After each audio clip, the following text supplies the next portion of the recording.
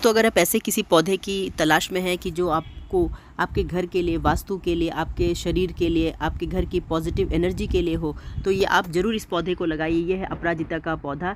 इसे शंकर पुष्पी भी कहते हैं, विष्णुकांता भी कहते हैं, और भी कई सारे नाम हैं। इस पौधे को बहुत ही ज़्यादा शुभ माना जाता है और इस पौधे को लगाना बहुत आसान है। ये घर पे, गमले में, आपके छोटे से डब्बे में, किसी में भी बहुत आसानी से उग सकता है। अपराजिता के फूल जनरली वाइट और ब्लू या पर्पल कलर के आते हैं। सिंगल डबल पेटल्स दोनों आते हैं। इस पौधे की मैं संपूर्ण जानकारी देने की कोशिश करूंगी। प्लीज़ वीडियो को लाइक और सब्सक्राइब कीजिए। किसी के घर पर किसी प्रकार का वास्तु दोष हो तो इस पौधे को जरूर लगाएं, बहुत ही शुभ है। इस पौधे को लगाना तो बहुत ही आसान है। इसकी मिट्टी नॉर्मल जैसे मिट्टी बनाते हैं बाकी पौधों के लिए वैसे ही बनती है। जैसे हमने 50% सॉइल में 30% कोकोपीट मिलाया है, थोड़ी सी सैंड मिलाई है, और इसमें जो कोई भी फंगीसाइड आपके पास हो वो मिला दीजिए, जिससे कि कीड़े वगैरह ना लगे। वैसे तो इसमें बहुत कम ही कीड़े लगते हैं, फिर भी आप फंगीसाइड मिला देंगे तो बहुत अच्छा होगा। अगर आप नर्सरी से पौधा ला रहे हैं तो उसके नीचे की थोड़ी मिट्टी हटा के उसके बाद गमले में दबा दीजिए और पानी दे दीजिए।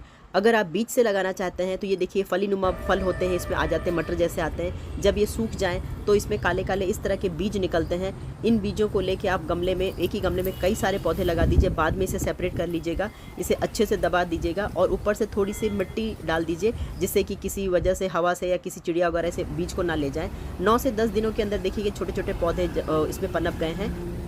ये पौधे थोड़े बड़े हो जाएं तो इसे आप कहीं भी ट्रांसफ़र कर सकते हैं, गमले में लगा सकते हैं, ज़मीन पे लगा सकते हैं, कहीं पे भी लगा सकते हैं। ये आपको पता ही है कि ये बेलनुमा पौधे होते हैं, इसको सहारे की ज़रूरत पड़ती है और ये लंबाई में बढ़ते हैं। इसको पिंचिंग करने की ज़रूरत नहीं है, जैसे आप बाकी पौधों में करते हैं, इसे पिंचिंग ना करें। और इसे जितना ज़्यादा बढ़ने देंगे उतनी ज़्यादा इसके ब्रांचेस निकलेंगी और उतनी ज़्यादा ये फ्लावरिंग करेगा। ये देखिए, मैं पिछले साल का ये पौधा है और ये इस साल जो मैंने लगाया है, पिछले साल देखिए डार्क ब्लू में था, इस साइड वो थोड़ा लाइट हो गया है। हो सकता है मिट्टी बदलने के कारण हो गया हो, जगह बदलने के कारण हो गया हो।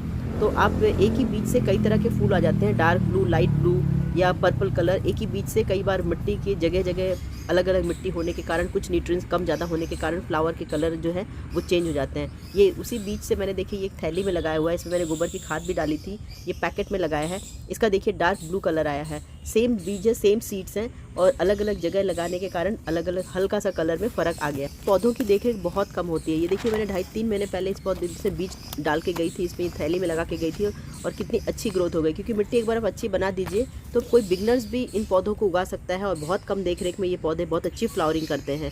ये बिल्कुल फ्लावरिंग करते ही करते हैं आप, बल्कि इसकी ज़्यादा आप खाद डालें ना डालें इससे कोई ज़्यादा फ़र्क पड़ता नहीं है।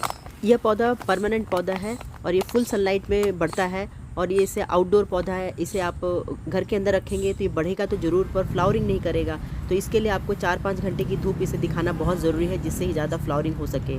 जो बिगनर्स है वो इन पौधों को ज़रूर अपने गार्डन में शामिल करें, क्योंकि बहुत कम देखरेख में बहुत अच्छी फ्लावरिंग करने वाला ये अपराजिता का पौधा है। इसकी देखरेख भी बहुत कम है, बस इसे कुछ बातों का ध्यान रखना है। जैसे कि जब फ्लावरिंग ये पौधा कर दे तो उसके आप ये जो बीज बन जाते हैं उसे ना बनने दें, मतलब इन बीजों को आपको तोड़ लेना। पहले तो बात है कि आप फूल ही तोड़ लें तो ये बीज बनेंगे ही नहीं। फिर भी अगर आपको सीड्स की ज़रूरत है तो 2-4 फूल आप छोड़ सकते हैं जो बीज में परिवर्तित हो जाएं। और ये पौधे जब बीज अगर ज़्यादा बन जाते हैं तो फ्लावरिंग धीरे धीरे पौधा कम कर देता है, क्योंकि अपनी सारी शक्ति ये इन बीजों को बड़ा करने में लगा देता है। मैं आउट ऑफ स्टेशन थी, इसी वजह से इस पौधे में खूब सारे बीज बन गए हैं और फ्लावरिंग थोड़ी कम हो गई थी। पर अब मैं सारे फूलों को तोड़ लेती हूँ, जिससे कि इस पौधे को वापस एनर्जी मिले और ये फ्लावरिंग ज़्यादा से ज़्यादा करे। यह गर्मियों का पौधा है। जैसे जैसे ठंड बढ़ती जाती है इसकी फ्लावरिंग बहुत कम हो जाती है और पत्ते सूखने लगते हैं। तो ठंड खत्म होते ही फरवरी एंड में, मार्च के महीने में आप इसकी हार्ड प्रूनिंग कर दीजिए। सूखे पत्ते सारे निकाल दीजिए, इसकी गुड़ाई कर दीजिए, इसमें थोड़ी सी गोबर की खाद दे दीजिए और इसमें आप पानी डाल दीजिए, और देखिए कुछ ही दिनों में पौधा फिर से हरा भरा हो जाएगा। तो आपको ध्यान रखना है कि इस पौधे को सनलाइट में रखें, और ये लतानुमा है तो इसे कोई सहारे की ज़रूरत है तो कोई आप स्टिक वगैरह या रस्सी बांध दें, जिसके सहारे ये पौधा बढ़ सके और ज़्यादा ज़्यादा ब्रांचेस निकाल सके, जिससे कि ज़्यादा ज़्यादा फ्लावरिंग करे। और ये इसे फूल भी आपको तोड़ते रहना है, नहीं तो इस पर फलियाँ बन जाएंगी जो कि आपके पौधे के लिए नुकसानदायक होंगी, फ्लावरिंग कम कर देगा। तो आप इसका फूल का उपयोग कई तरह से कर सकते हैं। ये बहुत ही ज़्यादा मेडिसिनल होता है, इसके पत्ते, फूल, बीज, जड़ सभी काम आती हैं। तो इस तरह से आपके गार्डन में ये जो है मेडिसिनल प्लांट कहिए, या इसे अपने नेगेटिविटी को हटाने के लिए या आपके घर की ऊर्जा को बढ़ाने के लिए इस पौधे को आप ज़रूर लगाएं।